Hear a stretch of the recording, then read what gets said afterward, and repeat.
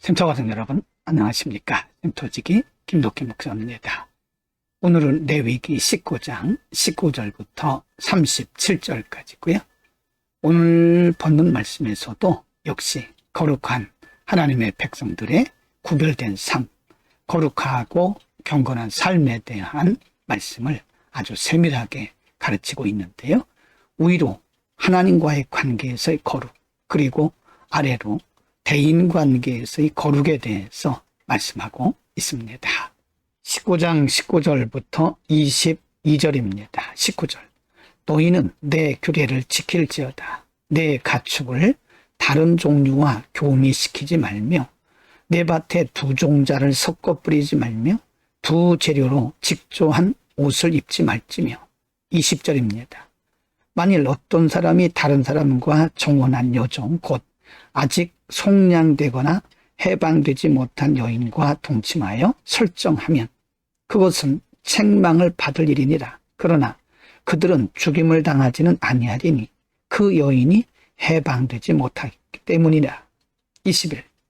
그 남자는 그 속건제물 곧 속건제 수양을 회막못 여호와께로 끌고 올 것이요. 22절. 제사장은 그가 범한 죄를 위하여 그 속건제의 수양으로 여호와 앞에 속죄할 것이요. 그리하면 그가 범한 죄를 사함 받으리라. 앞부분에 대해서는 하나님의 백성들은 철저한 순수성과 순전함을 지키기 위해서 가축을 다른 종류와 교미시키지 말고 밭에 심지어는 두 종자를 섞어 뿌리지 말라고 말씀하고요. 옷도 두 재료로 직조한 옷을 입지 말라고 말씀합니다. 그것은 순수성, 하나님의 백성들의 순수성과 순결함을 보존하고 유지하기 위한 것이죠. 19장 23절부터 30절입니다. 23절. 너희가 그 땅에 들어가 각종 과목을 심거든 그 열매는 아직 할례받지 못한 것으로 여기되 곧 3년 동안 너희는 그것을 할례받지 못한 것으로 여겨 먹지 말 것이요. 24절. 넷째 해에는 그 모든 과실이 거룩하니 여호와께 드려 찬송할 것이며. 25절입니다. 다섯째 해에는 그 열매를 먹을지니 그리하면 너희에게 그 소산이 풍성하리라. 나는 너희의 하나님 여호와니라. 26절. 너희는 무엇이든지 핏째 먹지 말며 점을 치지 말고 술법을 행하지 말며. 27절. 머리카락을 둥글게 깎지 말며 수염 끝을 손상하지 말며. 28절. 죽은 자 때문에 너희의 살에 문신을 하지 말며 무늬를 놓지 말라. 나는 여호와이니라. 29절. 내 딸을 더럽혀 창녀가 되게 하지 말라. 음행이 전국에 퍼져 죄악이 가득할까 하노라. 30절입니다. 내 안식을 지키고 내 성수를 귀히 여기라. 나는 여호와이니라. 하나님께서는 심지어는 먹는 것까지도 이스라엘 백성들에게는 거룩하라고 말씀하기고요. 26절에 보면 핏째 먹지 말라. 혹은 점을 치지 말라. 술법을 행하지 말라. 이것은 영적 순수성을 의미하는데요. 오직 하나님만이 인간의 생사 화복을 주장하시기 때문에 점을 친다거나 술법을 행하는 것은 하나님의 통치권에 반하는 거죠. 27절에 보면 머리카락을 둥글게 깎지 말고 수염 끝을 손상하지 말라. 또는 죽은 자 때문에 너희의 살에 문신을 행하지 말라. 이것은 다 그 당시에 이방인들이 행하던 풍속들입니다.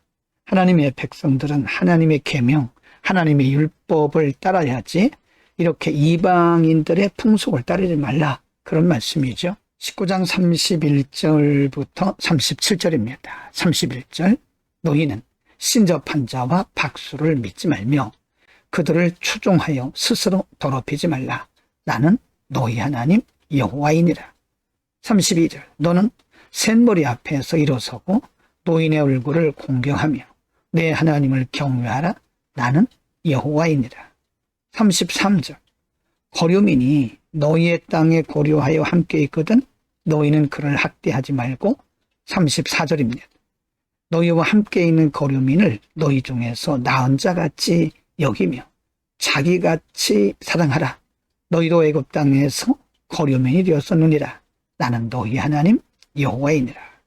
35절 너희는 재판할 때나 길이나 무게나 양을 잴 때 불의를 행하지 말고 36절 공평한 저울과 공평한 추박, 공평한 에바와 공평한 흰을 사용하라.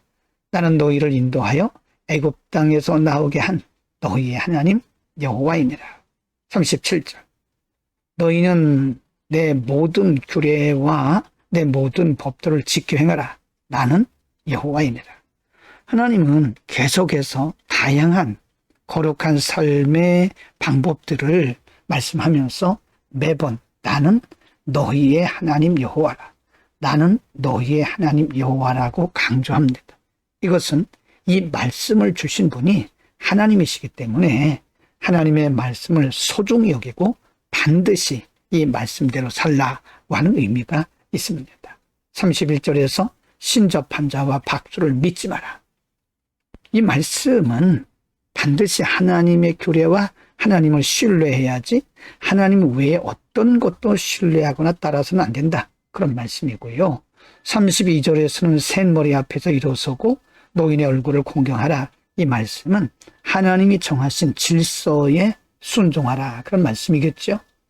33절에서는 나그네를 어떻게 대접할 것인가. 나그네에 대해서 대접하는, 섬기는 그런 마음을 가져라. 왜냐하면 그들도 이스라엘도 한때는 애굽 땅에서 나그네였다. 그런 말씀이죠. 35절, 36절에서는 공평한, 정직한 삶을 가르칩니다. 재판할 때나 모든 상행위에 있어서 거짓을 행하지 말고 항상 공명정대하라. 그런 말씀이죠. 오늘은 거룩한 하나님의 백성들의 삶의 규례를 말씀하면서 위로는 하나님과의 관계, 아래로는 인간과의 관계에서 어떻게 구별되게 살아야 되는지를 말씀하셨습니다. 성도의 거룩한 삶, 또 경건한 삶이라고 하는 것은 막연하거나 이론이 아닙니다. 우리의 삶의 현장 속에서 하나님의 말씀을 그대로 적용하고 말씀대로 살아가는 거죠. 하나님을 기쁘시게 하고 사람들을 행복하게 하는, 위로는 하나님을 경외하고 아래로는 사람들에게 말씀을 따라서 우리가 사랑을 행하고 실천하는 거죠. 그래서 경건이라고 하는 것은 어떤 한 장소에서 수양관처럼 그렇게 외진 곳에서 있는 것이 아니라 사람들 속에서, 인간과의 관계 속에서 하나님의 속성을 드러내고 하나님의 말씀대로 사는 겁니다. 사람들 속에서 부딪혀가면서 때로는 아픔도 있고 때로는 시험도 있고 상처도 있지만 하나님의 백성들은 그들 속에서 하나님의 규례를 따라 삶으로써 하나님의 영광을 드러내는 것이죠. 오늘 본문에서 하나님은 매 절마다 계속해서 반복해서 하신 말씀이 나는 너희의 하나님 여호와라. 말씀을 계속 강조하고 있습니다. 그것은 이 말씀을 주신 분이 하나님이시기 때문에 말씀을 소중히 여기고 말씀을 따라서 실천하며 살라. 그런 말씀이죠. 기도하겠습니다. 거룩하신 아버지, 하나님께서 우리의 거룩하고 경건하고 구별된 삶을 가르쳐 주셨습니다. 이 말씀대로 살아서 하나님을 영화롭게 하고 사람들을 기쁘게 하는 우리의 삶이 되게 하여 주옵소서. 예수 그리스도의 이름으로 기도드립니다. 아멘.